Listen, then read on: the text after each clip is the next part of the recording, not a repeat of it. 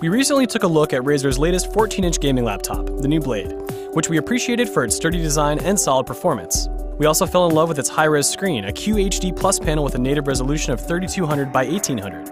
But despite looking great, it's admittedly over the top, and a major contributor to the increase in price over the previous 14-inch Blade.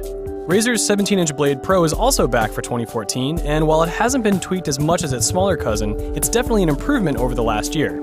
At a glance, the new Blade Pro mirrors the physical design of last year's model, sharing the same dimensions and ports, with the only difference being that it's 0.04 pounds lighter. The thin aluminum chassis feels great, and for a 17-inch gaming laptop, the Blade Pro is as thin and light as it currently gets. Though it's great to see that some things never change, including the Blade's fantastic keyboard, the Switchblade UI trackpad is a feature that's needed refining since its inception, and unfortunately, nothing's changed since last year. The promise of the Switchblade UI, a full-color touchscreen display with 10 customizable keys with displays of their own, isn't as enticing as it's made out to be. With the secondary display, you can run apps alongside or in unison with desktop apps. And with the customizable keys, you can define hotkeys for various applications and implement full-color icons to give them character. Sure enough, these features work, but the problem is the compromises that arise from their inclusion, especially the touchscreen. The issues with the Switchblade UI go beyond its distinct features. For one, the plastic surface that protects the display is a poor surface for a laptop trackpad. Put simply, the surface tension is easily disrupted by even the slightest amount of residue, resulting in an input that feels inconsistent.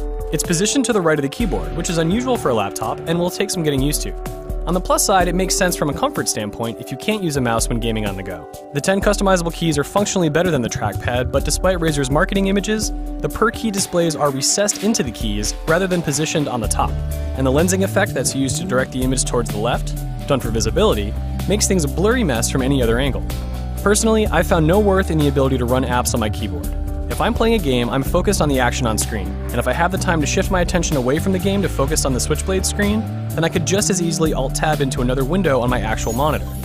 The new Pro model also comes with the same CPU as last year, an Intel Core i7-4700HQ quad-core CPU at 2.4 GHz, but it's paired with a new GPU, NVIDIA's 860M, in addition to 16 GB of DDR3 RAM, which is twice as much as the previous model. The 860M represents a significant jump in performance over last year's 765M, but it's not as strong as the 870 in the 14-inch Blade. In terms of hardware, the Blade Pro's advantage is that it has a slightly faster CPU and twice as much RAM. But when it comes to in-game performance, the 14-inch Blade is the stronger contender. The Blade Pro does benefit from slightly better battery life, lasting around 90 minutes during extreme gaming scenarios, and close to 5 hours while web browsing, word processing, and media streaming sessions. The 1080p LCD panel on the Blade Pro is neither impressive nor disappointing. Given its size and the money spent on other features, it's a tad unfortunate that it maxes out at 1920 by 1080, but it doesn't stand out in practice, only when you're weighing the merits of the screen relative to the rest of the laptop's premium features. In terms of inputs, the Blade Pro has the essentials covered: 3 USB 3.0 ports, Ethernet, headphone and microphone combo port, and an HDMI out. It's worth noting that it lacks an SD card slot, which is quickly becoming commonplace in the laptop market.